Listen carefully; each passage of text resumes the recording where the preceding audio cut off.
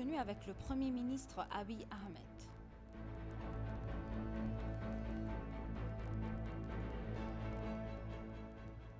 Le Premier ministre Abiy Ahmed s'est entretenu avec des hauts responsables militaires hier à Mekelle.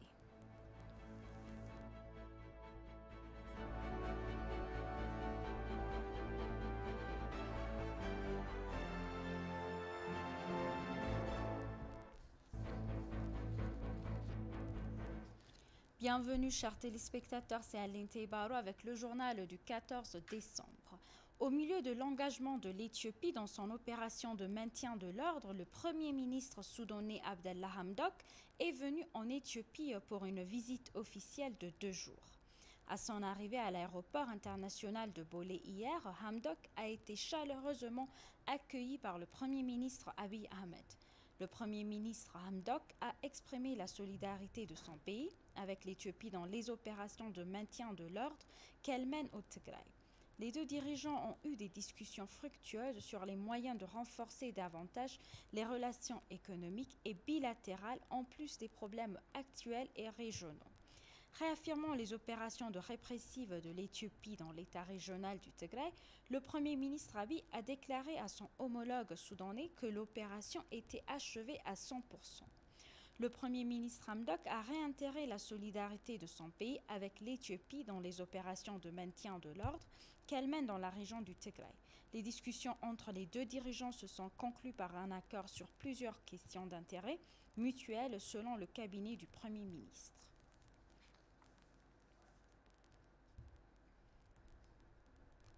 Le Premier ministre Abiy Ahmed s'est entretenu avec des hautes responsables militaires hier à Mekelle.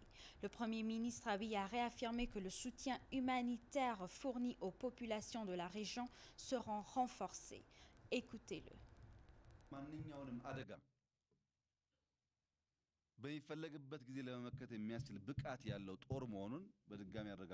La force de défense a assuré que c'est une force qui est capable de défendre toutes les menaces. La force de la junte est estimée jusqu'à plus de 80 000. Cette force a de nombreuses armes. Quelques-uns de nos forces ont également joint la force de la junte. Nous n'avons utilisé aucun roquet jusqu'à ce que nous avions pris contrôle de la ville de Mekelle. C'est notre différence majeure parce que nous pensons à nos peuples. Nous avons commencé à utiliser ces armes lourdes quand nous avons contrôlé la ville de Mekelle. C'est cette différence de justice qui nous a rendus vainqueurs.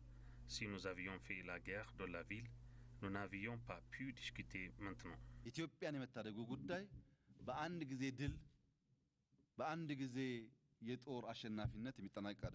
Le fait de sauver l'Éthiopie ne se réalise pas en réalisant la victoire d'une guerre seulement.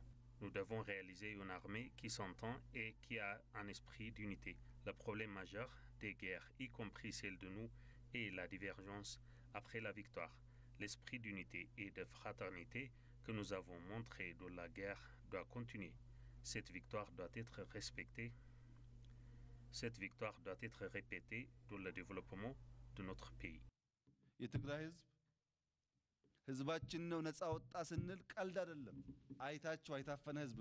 Ce peuple était oppressé. Quelques membres de la communauté ne comprennent peut-être pas, mais après quelque temps, quand le peuple de Tigray va tenir une élection pour élire son propre représentant, là, le peuple va comprendre que c'est lui qui est bénéficiaire de cette victoire.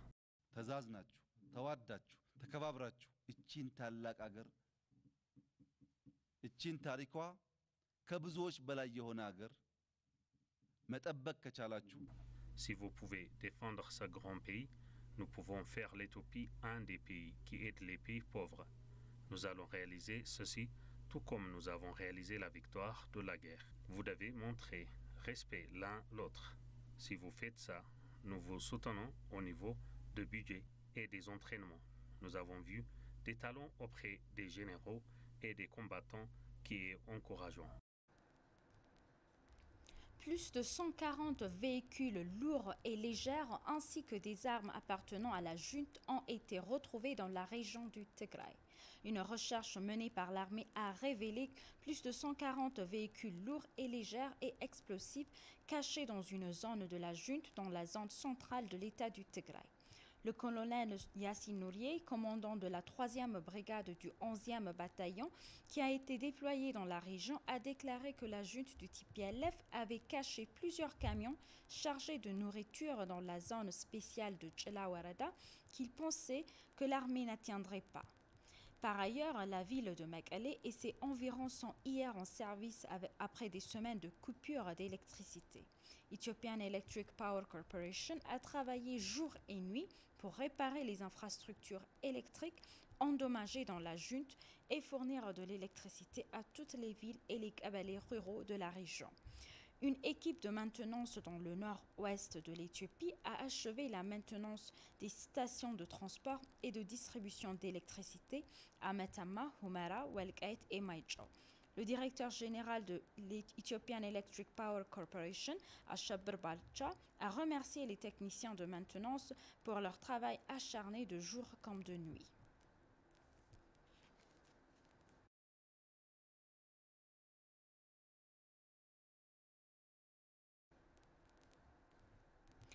Président des Nations Unies et coordonnateur humanitaire pour l'Éthiopie, Dr Catherine Sozi présente ses excuses au gouvernement éthiopien pour que ses employés aient enfreint les directives de sécurité fixées par le gouvernement éthiopien en essayant de fournir de l'aide.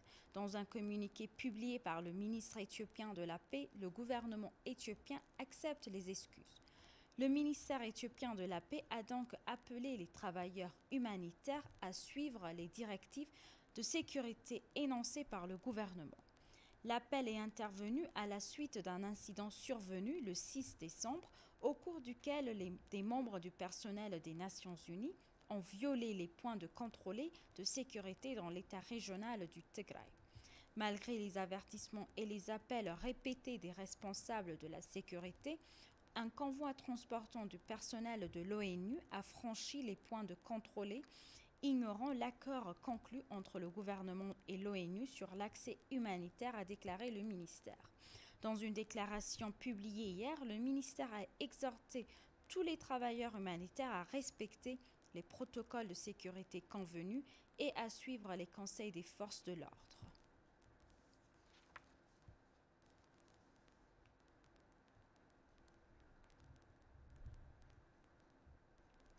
La Commission nationale de gestion des risques de catastrophe annonce que des produits alimentaires et non alimentaires sont distribués dans la région du Tigray. L'administration provisoire de Shire et les citoyens qui ont reçu de l'aide ont également félicité le gouvernement pour son soutien. Samuel Caesar a plus. Alors que l'opération militaire qui se déroulait dans l'état de Tigray arrive à son terme, le gouvernement a commencé à fournir des secours aux personnes déplacées qui ont fui leur maison pour des raisons de sécurité. Selon la Commission nationale de gestion des risques de catastrophe, une aide alimentaire et non alimentaire est distribuée aux habitants du comté qui ont besoin d'une aide alimentaire immédiate.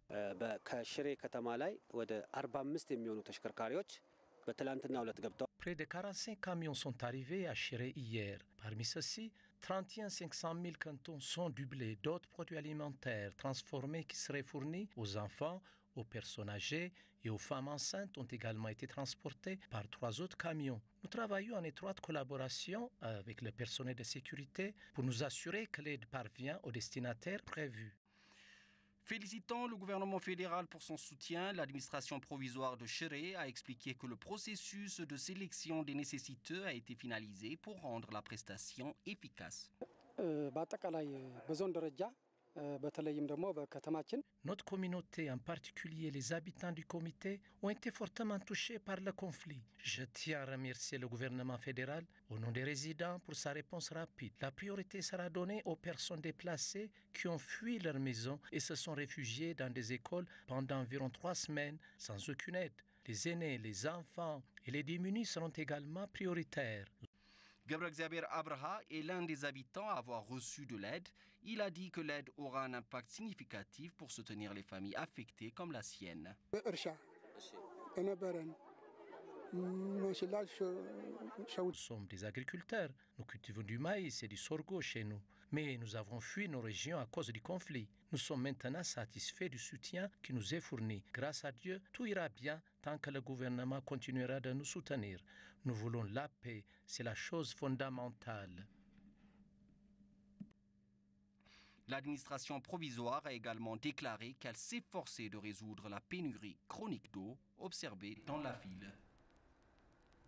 Et pour conclure, la voix du peuple du Tigray se fait entendre après la disparition du TPLF de la scène politique du pays.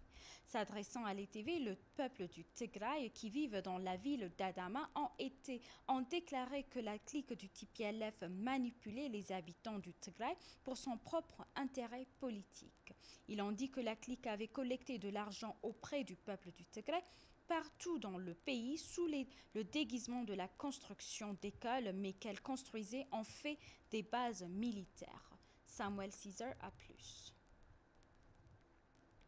La clique du TPLF prêche depuis longtemps des récits désobligeants pour laver le cerveau du public en décrivant le groupe et le peuple du Tigray comme des entités inséparables après la disparition de la clique. Cependant, des voix se font entendre de la part des habitants du Tigray au sujet de la répression que le peuple du Tigray a subie. S'adressant à TV, les habitants qui vivent dans la ville d'Adama ont été manipulés par le groupe pendant près de 3 décennies. Quant aux habitants, la récente opération de maintien de l'ordre menée par le gouvernement contre la junte a ouvert la porte aux habitants du Tigray pour exercer leurs droits et reprendre les activités de développement. Ils avaient collecté de l'argent de chaque habitant de Tigray sous la guise de construction d'écoles et d'autres infrastructures. Mais ils construisaient en vérité leur base militaire. Les élèves fréquentent toujours les écoles dans des tentes assises sur des pierres et de la boue. Si vous êtes un habitant du Tigray, vous êtes sous surveillance, où que vous soyez. Vous ne pouvez pas dire ce que vous pensez durant leur temps de règne. Vous pourriez être exclu de votre travail s'ils découvrent que vous parlez contre leur volonté. Ainsi, aucun vrai habitant de Tigray ne bénéficiait du régime. Nous vivons plutôt dans une grande peur. Je crois que le peuple du Tigray, comme tous les autres Éthiopiens, devrait bénéficier de tous les efforts de développement de la nation. Ils n'étaient même pas assez généreux pour aider les plus de 100 000 vétérans qui ont bravement combattu à leur côté pendant la guerre qui a renversé le régime brutal du Derg. Nous espérons que ces personnes bénéficieront du respect dû à la nouvelle direction, car nous avons rappelé que le Premier ministre s'était engagé à les aider. Le TPLF manipulait les habitants de Tigray en agissant comme s'il était le seul gardien légitime. Mais la vérité est autre. Ils ont également apprécié le plan du gouvernement visant à reconstruire les infrastructures de l'État détruites par la junte et à restaurer la vie normale du public, ajoutant qu'ils soutiendraient cette entreprise. Merci, chers téléspectateurs. C'est la fin du journal. C'était Aline Taibaro avec le journal. Restez avec nous avec le reste des programmes. Bonne journée.